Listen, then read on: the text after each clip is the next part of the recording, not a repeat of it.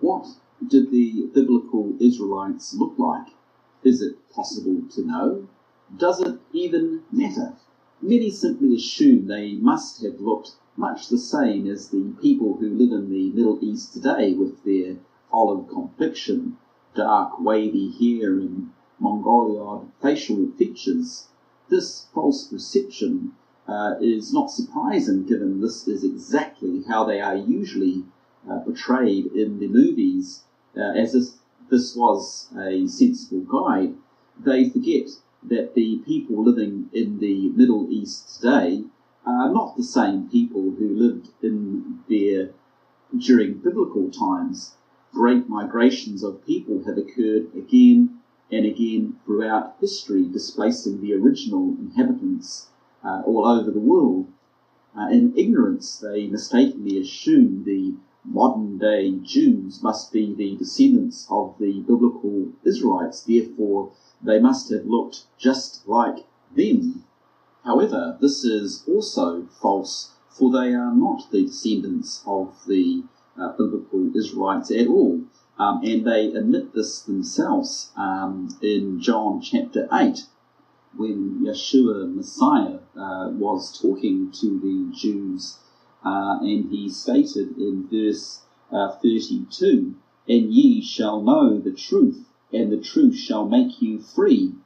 And what is particularly interesting is the Jews' response, and they answered him in verse 33, "We be Abraham's seed, and were never in bondage to any man. How sayest thou, ye shall be made free?" Now we know that Israel was in fact held in bondage for 430 years in Egypt. So if they were never in bondage to anyone, then they can't have been the descendants of Israel. Now, you might ask, well, they also stated that they were the seed of Abraham. So if they were the seed of Abraham, but weren't the seed of Jacob or of Israel, then the answer is they were of the seed of Esau, and therefore they are Edomites. Yeshua, in the same conversation with the Jews a little bit earlier in that chapter, says, "Ye are from beneath, ye are of this world. You do the deeds of your father. Ye are of your father the devil, and the lusts of your father ye will do. He was a murderer from the beginning, and abode not in the truth, for he is a liar and the father of it." In the book of Matthew, he calls the Jews a race of vipers 3 times. Now, if Satan was identified as the serpent viper in the Bible, and the Jews a race of vipers, isn't the inference clear? The Jews are the children of Satan, and certainly not the children of God, God's chosen people. What Yeshua Messiah is really doing here is he's labelling them as impostors, and also warned us about them in the book of Revelation, Revelation 2:9, where he states, "I know thy works and tribulation and poverty, but thou art rich. And I know the blasphemy of them that say they are Jews, and are not, but are of the synagogue of Satan." And then again in Revelation 3:9, "Behold, I will make them of the synagogue of Satan, who say they are Jews, and are not, but do lie." I don't think it could be any clearer. This is why the Jews don't fulfill any of the promises or prophecies that were made to Israel and their descendants.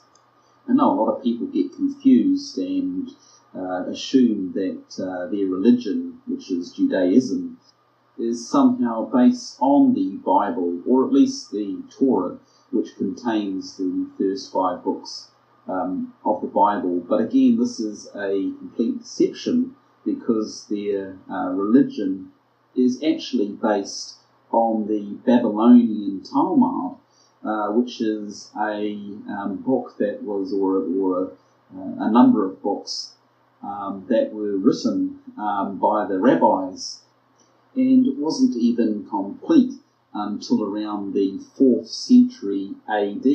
And to those who have had the misfortune to have read some of it, would quickly conclude that it is a most anti-Christian, the complete opposite to the Bible. It gives license to every imaginable evil. The reality is that roughly 95% of modern Jews today are descendants of the Khazars, who were a Turkic Mongolian nation from southern Russia, who converted to the religion of Judaism around the 8th century AD.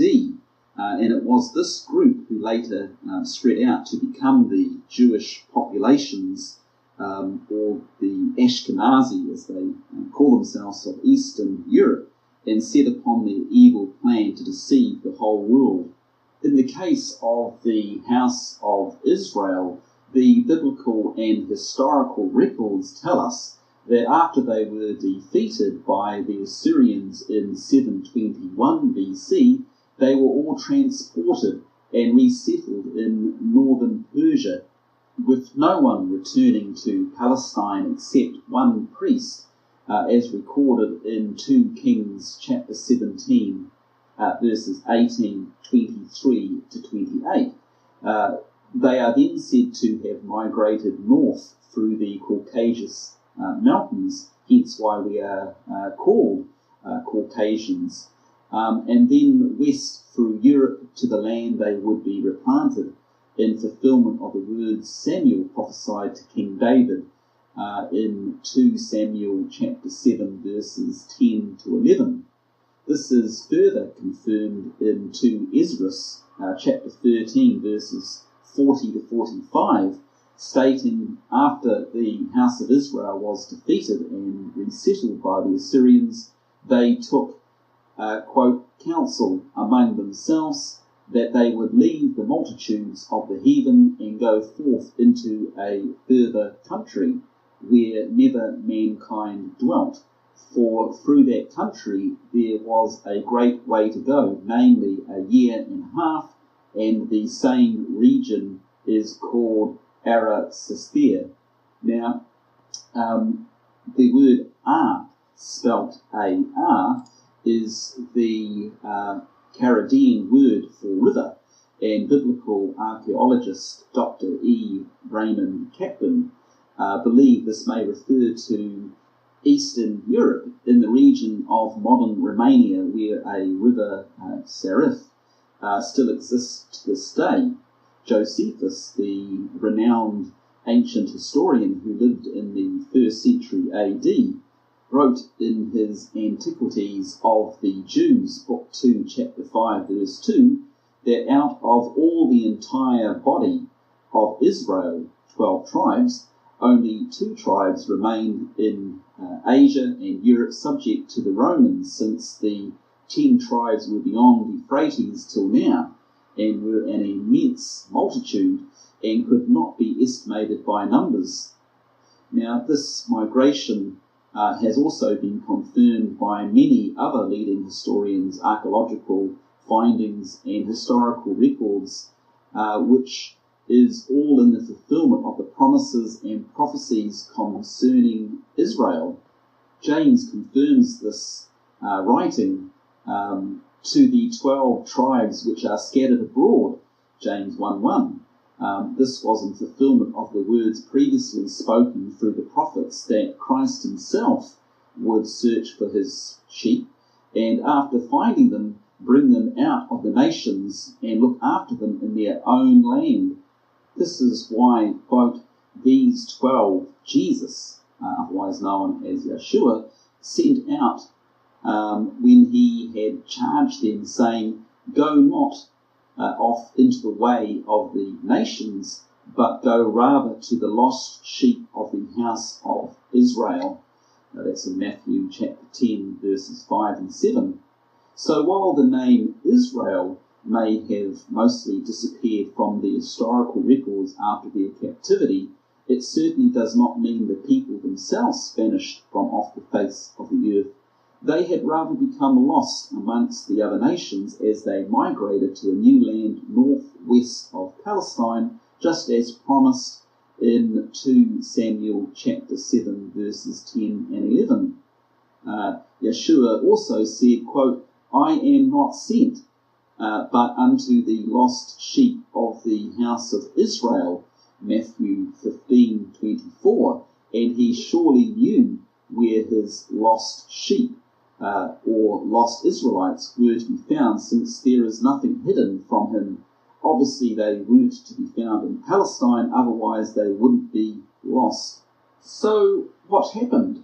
Well, as they migrated across Europe, they had become scattered abroad, lost and hidden among the nations, becoming known over time by new names, including the Cymri, the Saki, the Sumerians, the Scythians, the Goths, Picts, Scots, Vikings, Angles, Jutes, Celts, Saxons, and Normans, all different names for the Israelites linked together by the black obelisks of Shemanzia in Babylon, the Behestan rock in Persia, and other monuments, all confirmed by many historians, including Herodotus, Pliny, Tomley, Josias, and Turner. Remember, the Anglo Saxon Celtic people are said to have burst into history at the very same time and place that Israel disappeared. Coincidence? I think not. Quote, the Celts were the first European people north of the Alps to emerge into recorded history, but the first reference to them appear in the 6th and 5th centuries BC, when they began to encounter the peoples of the Mediterranean cultures, end quote. And that's another one from the Celtic Empire by Peter B. Ellis, page 9. Now, Sharon Turner, who wrote the monumental work entitled History of the Anglo-Saxons, and identified their origins in the Caucasus Mountains, which is in northern Persia, wrote, quote, the migrating Scythians crossed the Axes, passed out of Asia, and suddenly appeared in Europe in the 6th century BC. The names Saxon, Scythian, and Goth are used interchangeably, end quote. Historians record the arrival of millions of dispersed people who flooded into Eastern Europe from Asia Minor in the early pre-Christian centuries. They poured in through the Caucasus mountain region, and that is why we are still called Caucasians to this day. Of course, if the Anglo-Saxon Celtic people are the true descendants of the Israelites, then they must certainly have looked the same, which brings us back to our original question: what did the biblical Israelites look like? Is it even possible to know, so that we can compare? Thankfully, we need not be ignorant, since the Bible has a surprising lot to say about their physical appearance, and we need therefore be in no doubt describing the biblical Israelites as being white or fair-skinned and ruddy, which means to show blood in the face, that is to flush or turn rosy, or in some cases, in regard to King David, quote, reddish of the hair, which is all definitions for the original Hebrew words in the Strong's Concordance. Now, Solomon records in the Song of Solomon's chapter 5, verse 10, my beloved, referring to Israel, is white and ruddy, the chiefest among 10,000. Jeremiah describes the princes of Israel as being whiter than milk, and writes in Lamentations 4, verse 7, her princes were purer than snow, they were whiter than milk, they were more ruddy in body than rubies. Sarah, Rebekah, Joseph, King David, Tamar, Job's daughters, and Esther are all specifically described as being fair-skinned, while many of the modern translations now use a more generalised beautiful instead of the word fair, used in the older translations like the King James Version, which really should be considered more accurate since it comes from the Hebrew root word, which means to, quote, be bright. That is, by implication, fair. That's another definition of the original Hebrew word in Strong's Concordance. Now, an example of this is in Genesis chapter 12, verse 11, where it states, "And it came to pass, when he was come near to enter into Egypt, that he said unto Sarai his wife, Behold now, I know that thou art a fair woman to look upon." Again, in Genesis chapter 24, verse 16, "And the damsel," referring to Rebekah, "was very fair to look upon." Jump to Genesis chapter 26, verse 7. "And the men of the place asked him of his wife, and he said, She is my sister. For he feared to say, She is my wife, lest, said he, the men of the place should kill me for Rebekah, because she was fair to look upon." Genesis 39, verse 6. "And Joseph is of a fair form, and of a fair appearance." 1 Samuel 17, verse 42. "And when the Philistine looked about and saw David, he disdained him, for he was but a youth and ruddy and of a fair countenance." 1 Samuel 16, verse 12. "And he sent and brought him in. Now he," referring to David, "was ruddy and of a fair countenance, and goodly to look to." Job 42:15. "And in all the land were no woman found so fair as the daughters of Job." Esther chapter 2, verse 7. "And he brought up Hadassah," that is Esther, "and the maid was fair and beautiful." Moses in the New Testament is said to have been, quote, "exceedingly fair in appearance," for it states in Acts 7:20, "in which time Moses was born, and was exceedingly fair, and nourished up in his father's house 3 months." Does it matter what they looked like? Because it is obvious that they were white people. The answer is absolutely. Why? Because where there is no vision, the people perish. Sadly, we have forgotten who we are and where we came from, and as a result have lost our way. We have become blinded to our true purpose and destiny as His people. And unless we sober up soon and remember, we will perish. Why? Because we will never cherish or protect those things we do not value. Instead, we continue to take all that we are and have for granted, forgetting none of these things came by chance or without sacrifice. Yahweh called us to be His people and to carry out His plans and purpose on earth. He fulfilled in us the wonderful provisions and promises of the covenant made with Abraham, Isaac, and Jacob, making us a great power and influence in the world. We have been blessed more than any other people or nation, that we might fulfill the purpose for which He called us. Yet we stand by blinded to the enemy which surround us, plotting and robbing us of all we once were and had. We have been fooled into believing that our origins, heritage, history, traditions, and customs and physical appearance do not matter, yet they are of the greatest value and importance. Why? Because these all display and prove that we are the Anglo Saxon Celtic white people, the descendants of the Biblical Israelites, and are proof in themselves that Yahweh has kept every one of His promises to our forefathers and therefore can be absolutely trusted.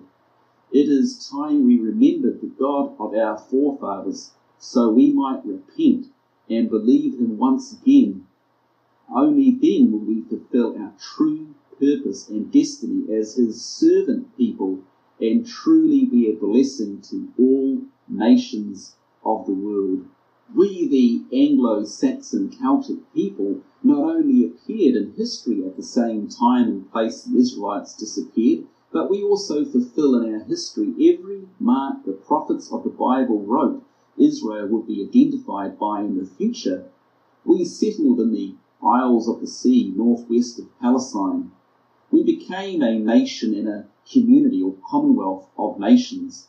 We inherited and colonized the desolate places, islands afar off, coastlands and ends of the earth. We grew to become the fifth and largest ever empire reaching around the globe, became a multitude of people, as countless as the stars, retained our monarchy, became and still are the chief of nations, still control the world's sea gates, are blessed with great wealth, are renowned worldwide for our crops, lamb and beef, have been a blessing to mankind, showing the fruits of righteousness, and have been a great missionary people taking Christianity around the globe, to name only a few examples. And of course the Anglo-Saxon Celtic people also share the same customs, laws, traditions, traits, and look the same.